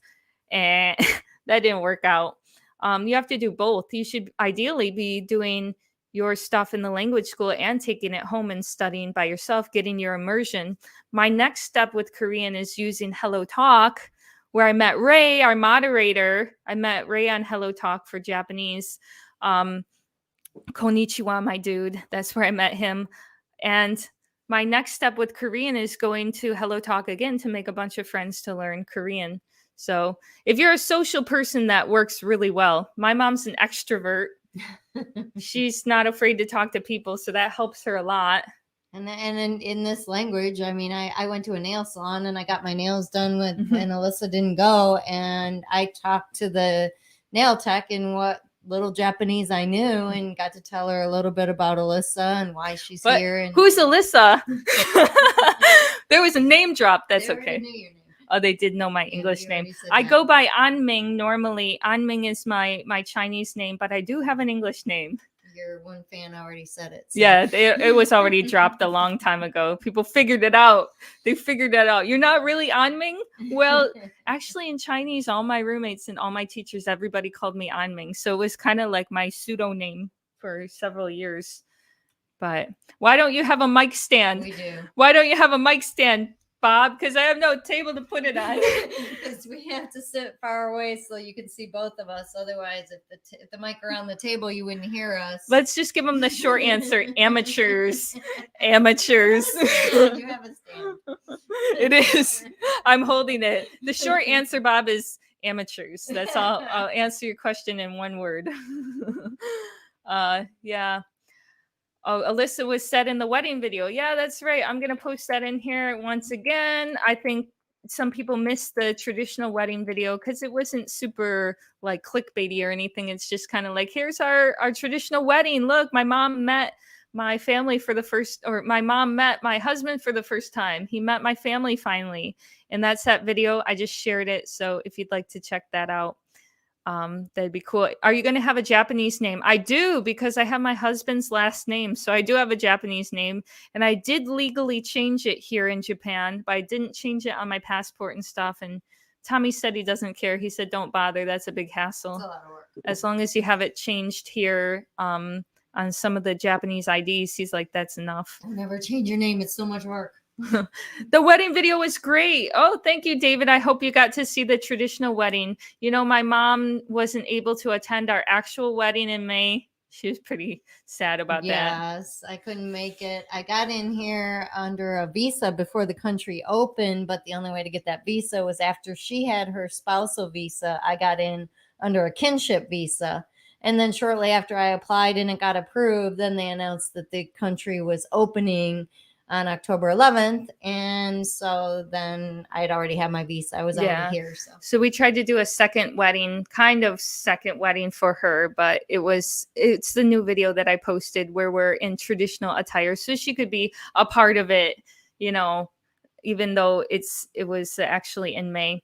What changes did you see in yourself now that you are a polyglot? I did not accept this title. Polyglot is a person who knows multiple languages. I didn't accept it because I felt like, well, I only know 2 foreign languages. I think polyglots usually know like 4, 5, 6 languages or more. And I didn't really see myself as a polyglot or see that I fit that definition. But, you know, I figured once I get fluent in Korean, which I'm very, very close to right now, then okay, then I'll take the title, whatever that means. But changes I saw in myself were that I think that I became more social because my mom will tell you I was the shyest high schooler, the shyest middle schooler. I was a shy kid. Yes, she was very shy and quiet. We had to sometimes say, "Hey, go play with your friends. Leave the house." I was an introvert, 100%. Yeah. And her dad's an introvert, and I'm very much an extrovert. But she definitely became more of an extrovert over the years with doing social media, for sure. Well, even before that, I think the language learning changed my personality, and I just opened up because of it. So the biggest change I saw learning different languages was that I just became an extrovert. It kind of turned me into an extrovert, which is cool. Now I have lots of different friends, new friends that I made here. I can make friends in any new city that I move to real fast. I know how to do it. Hi, I'm such a huge fan of yours. Thank you, Desiree. Thank you so much. I'm really happy to have fans like this, in this live chat. We only have 263 people, but that makes it easier to have a conversation. I think the peak that the highest amount I've ever had on a live stream was last year. There were like 500 at once, and it started to get overwhelming. So I'm glad to have our small, little intimate group here so we can really talk and I can actually answer your questions. Yeah, and the comments come in really fast, guys. So, yeah. We're not really just ignoring it. It comes in really fast. Our moderator here said, I respect she talks to random people on the street. I'll chicken out. That's not to say that I don't get anxiety. I've got a lot of anxiety with the sword fighting one that we did where I dressed up in the Kill Bill costume and it wasn't Halloween. I had so much anxiety doing that because I'm just like, oh my gosh, I'm in a yellow outfit outside and it's not Halloween and we're going to go and like play with swords and why are you making me doing this? I tell her I want to put Pikachu on and ride the subway. I'll do it anytime. Yeah. That was like Jasmine's idea, or our friend Daichi. He's doing acting in Japan. He's like, let's all do a samurai video. I'm like, I agreed to it. Then like when I got there, I was like, oh my gosh, I had like a little mini panic attack. But it looked cool as long as it looked cool and people had fun. Once I get into it and I'm like doing the video and I'm having fun and interacting, then the anxiety goes away. But like the leading up to it, like when you go to speak to someone in a language that you're not super familiar with, the anxiety of like, I want to go talk to that person. That's the worst part of it. And then when you actually go talk to them, it's like, oh, that's not that bad. What was I so worried about? Or you kind of calm down. Yeah, but I can't top the costume that I had last year, the Uma Thurman thing. Peach this year, I think I fit it. I fit the Mario character Peach, but Uma Thurman was the best because it was good for a group costume. So even though I didn't get to be Yoshi, I do like the Pikachu. Yeah. Here's a good question: what food did your mom try here in Japan? I tried okonomiyaki. I was close. I did. Yeah. Takoyaki. I tried. We tried what they would call like Benihana style hibachi grill. Mm-hmm. It's called teppanyaki, and that was so different. The first place that I want to take my husband to eat in America is a Benihana or something like that, so he can experience that fake, authentic American Japanese food. Flaming onion. That made no sense. They don't throw shrimp into their hat. I can tell you that. But the guy was very interested. He knew all about it. He said Benihana, our chef did. But that was probably one of my favorite meals. Of course, sushi is excellent. I love the sushi here. You just can't beat it. Do you ever find yourself getting rusty at English? It may be a dumb question, but I am curious. That's not a dumb question. I think that's a valid question. Honestly, I have not because I talk to my family so regularly in the US. I call my mom every week. We talk for like 2 hours and I walk around the neighborhood. So, no, I never get rusty at English. Then I have this YouTube channel. A lot of times when Tommy and I, my husband and I, film together, I'll like take out the camera. We'll be speaking completely in Japanese and then I'll just take out the camera. Hey, everybody, we're doing such and such. And generally, I don't make mistakes. But in the last video, if you haven't seen our traditional wedding video, I did make a big fat mistake in English. And that's because we were speaking Japanese all day. I wanted to say we're going to get our registration and then we'll be officially married. And I said, then we'll be officially marriage. And I'm like, why did I make that mistake? It's so bizarre, but yeah, perhaps every once in a while it comes up, but generally, no, I don't get rusty at English, even reading and writing. I like to believe it hasn't changed. Though some people said I have a strange accent, but that's Michigan. Yeah, that hasn't changed from being here. My mom said my accent hasn't changed. She should know better than anybody else. So yeah, can we hear your mom speak Japanese? All right, for the people that just joined us, はい、どうぞ日本語で挨拶してくれませんか? I can't understand what you said. 挨拶がわかるでしょ? I got to Japan. 挨拶というのは英語で greeting. Greeting. Oh yeah. はじめまして。どうぞよろしく。私は Cindy です。I have a terrible accent. どこの国の人ですか? アメリカ人です。Yeah, see? She knew that one. どこの国の人ですか? Or どこの国の方ですか? どこから来ましたか? 何人ですか? There's lots of ways to ask in Japanese. Oh, here's that aisatsu if you want to learn. Aisatsu is greeting in Japanese. Like, こんにちは, おはようございます, こんばんは are all aisatsu. They're all greetings. Interesting story about that is I learned that word the day before I was flying here and I was going to greet Tommy using that sentence, using the hajime mashite, dozo yoroshiku. And then I was going to tell him that's his Japanese greeting. And then I was going to say, and here's your American greeting. And give him a hug. And I forgot the word for greeting because I just learned it the day before and I just come off of 15 It's okay. It's okay, Mom. It's okay. You did your best. You did your best. Only 700,000 people were watching you. No big deal. No big deal. No pressure. My mom is hilarious. She's such a party animal. Okay. You'll know. We're gonna do some videos together in America. Yeah, you're gonna see soon. How about this one? 日本の食べ物が好きですか? Sushi 好きです。 Good. So do you like Japanese food? She said, I like sushi. There you go. 日本は初めてですか? 初めてですか? 1回目ですか? 2回目ですか? How long am I here? No. 初めてですか? Remember, はじめまして. Oh, how many times have I been here? Well, is it your first time here? Second time, which I know first. 2回です.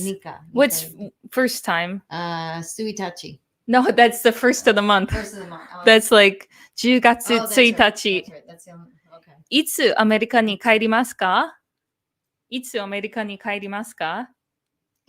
When are you going back to America? That would be Ju Itachi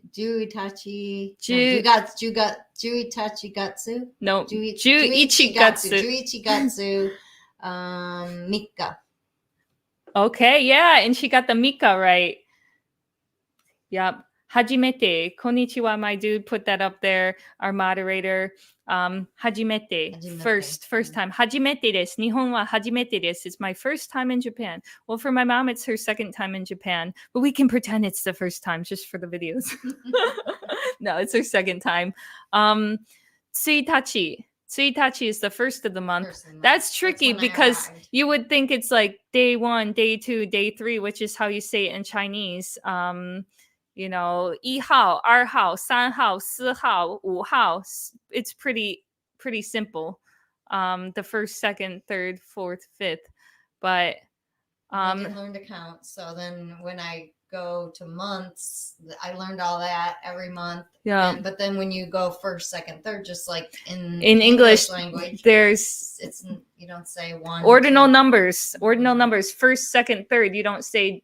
I guess in some countries they say January 1, but in American English it's January 1st. Yeah.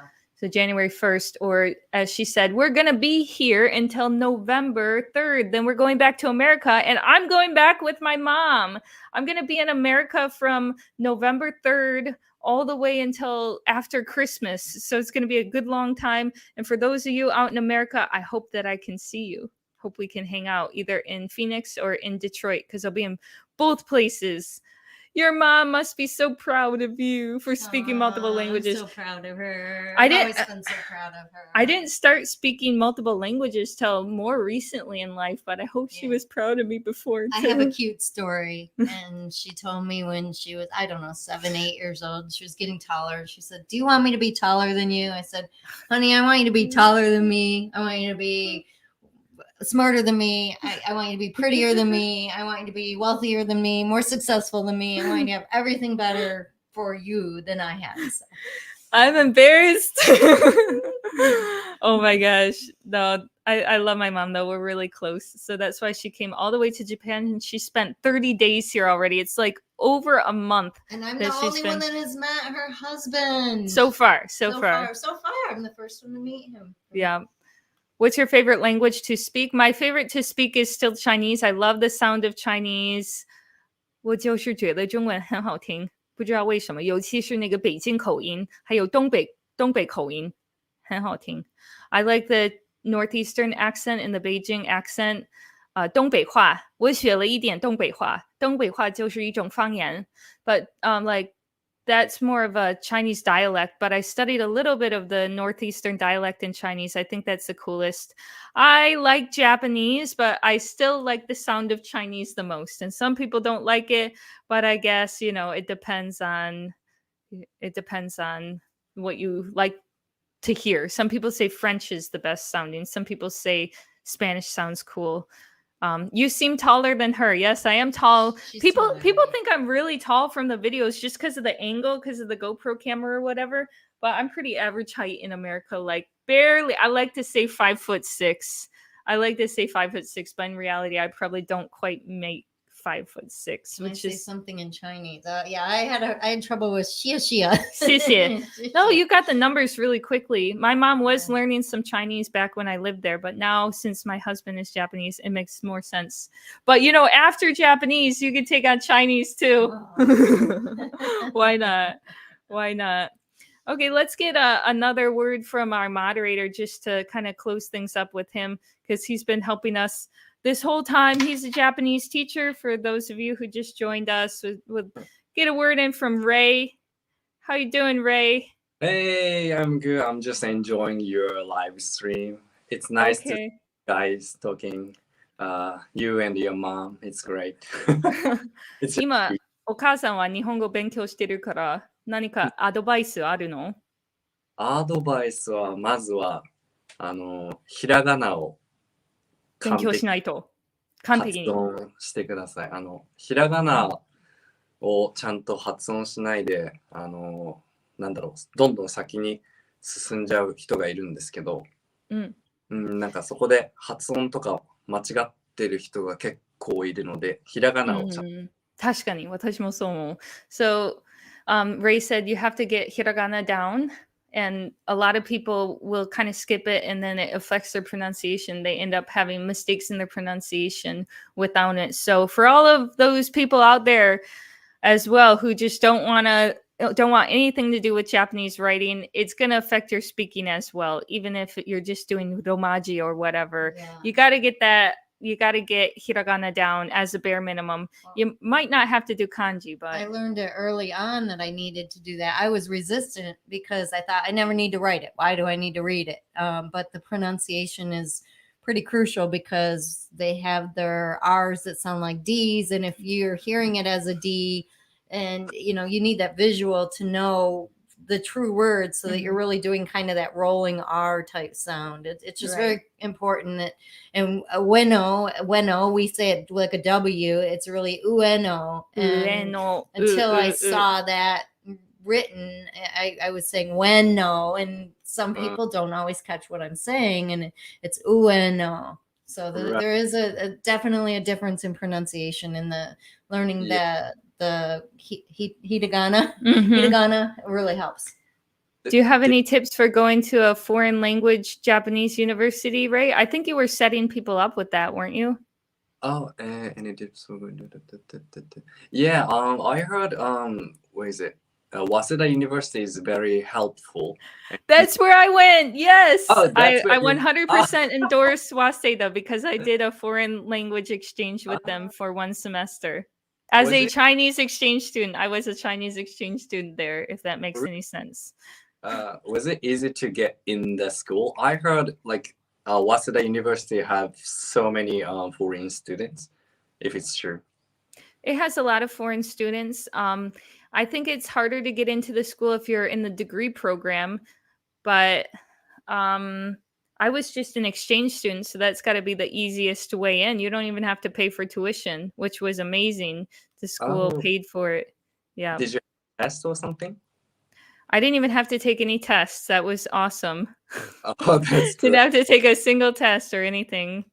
Somebody asked, 你是美国人吗? I think that Ray studied a little Chinese, didn't you? Yeah, a little. I think, yeah, I can say the kanji, beautiful country person. So yeah. So what's the most beautiful country? Oh, I thought the person said Ami is very beautiful person. Oh, this Bikoku, 美国, is the word for America in Chinese. So in Japanese, they call it Beikoku, and they use the kanji for rice, the rice country, Yeah. which makes no sense. But America is beautiful. Yeah, America is the beautiful country in Chinese. So that was really nice of them to give us the best kanji. Isn't every kanji basically 对音字? 对音字 in Japanese, well, this is Chinese. 对音字 is one character that has multiple readings, and there's very few in Chinese, like 银行 and 不行, the word for bank, the word for no way. They are read two different ways, but it's not so bad in Chinese. In Japanese, it's really, really hard. Like, just think of how many readings there are for, like, 日本のに. Yeah, Kyo. And Nihon and Nichi and oh my gosh. Ni, right? Yeah. There's so many. So Hinichi, he, also he. Yeah. They have I've seen a couple of people ask how they can get your classes. Oh yeah, he's talking. Hold on. My mom can't hear him because I got the headphones on. Yeah. So basically kanji have onyomi and kunyomi, right? So it's kind of, you have to remember all of them because kanji has so many connections. So sometimes students ask me, how to study kanji? But I feel like, so when we were, so I went to Japanese school, normal school, and we studied kanji since we were 6 years old.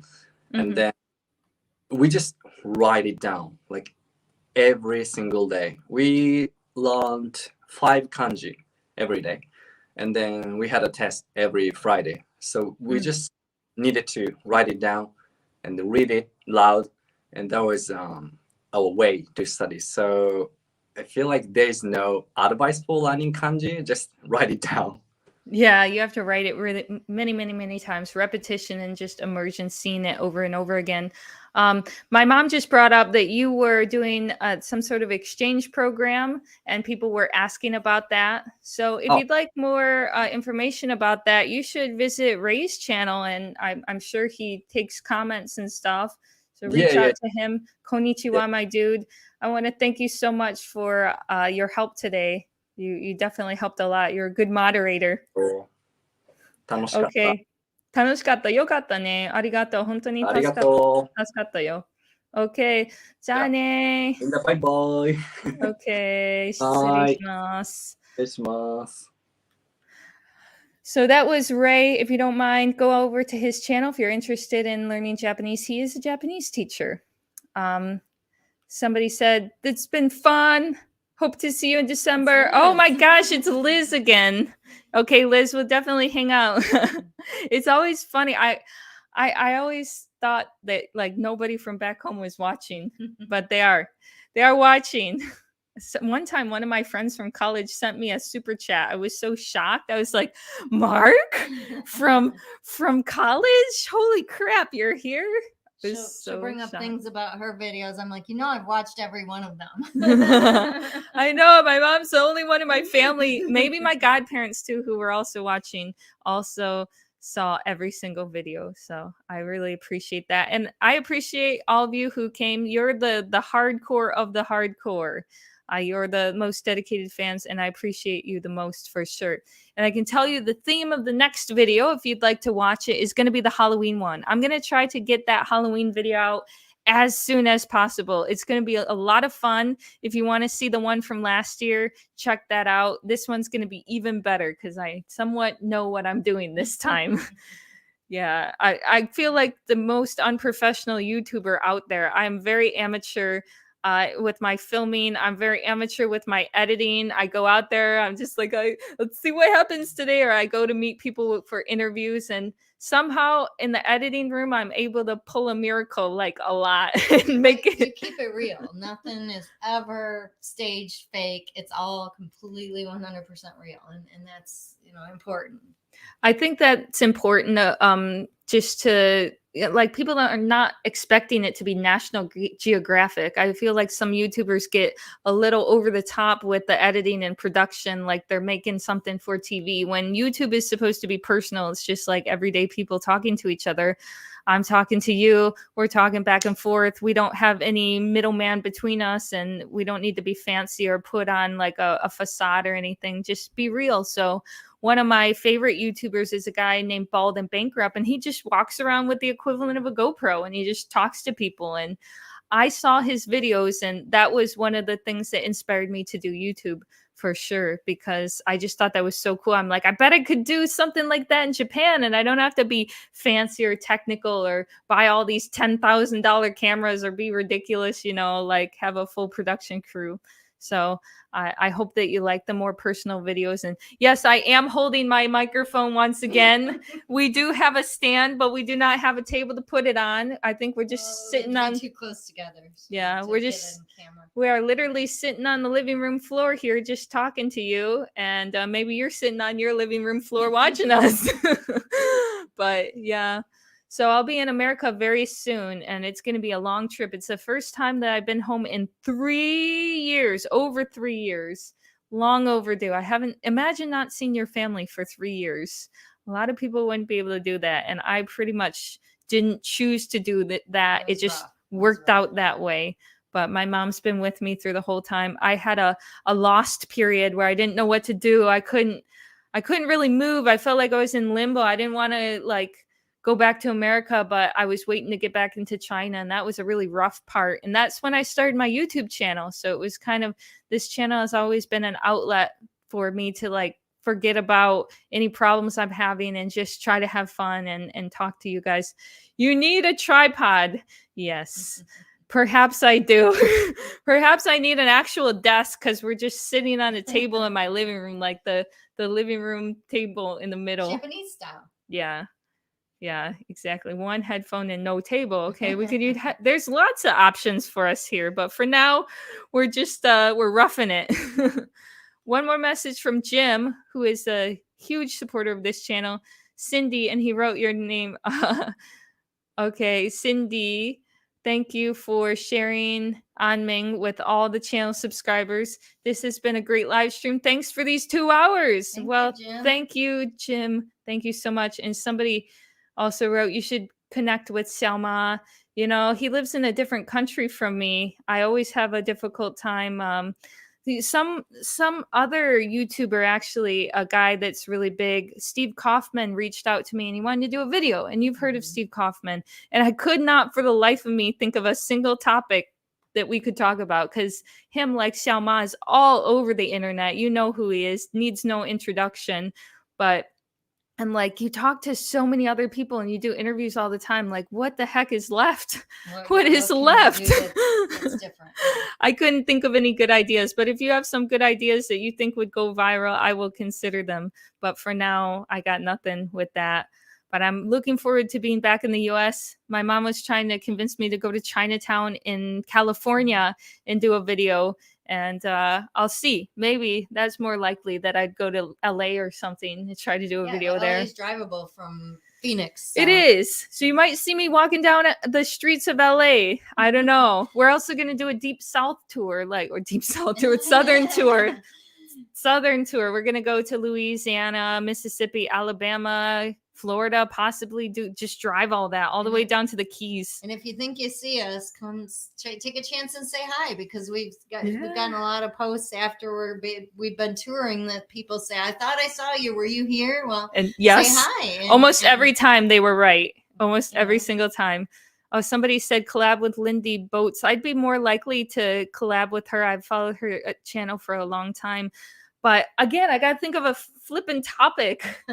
It's hard to get people to watch for a long time, but you guys have watched for 2 hours, so I really appreciate that. 220 people. We might go to New Orleans. That's on our list. We are going to New Orleans, so see you there. Yeah, it's hard to get people to watch for a long time, but you've done this now for 2 hours, so I appreciate you watching this. I'd like to do talking videos with the other polyglot YouTubers, language YouTubers. It's just so hard to get people to pay attention for a 20-minute video, let alone a 2-hour one. So thank you so much. Sometimes I feel limited in what I can make, just trying to keep people's attention, but you've been here, so you're the hardcore. Yep.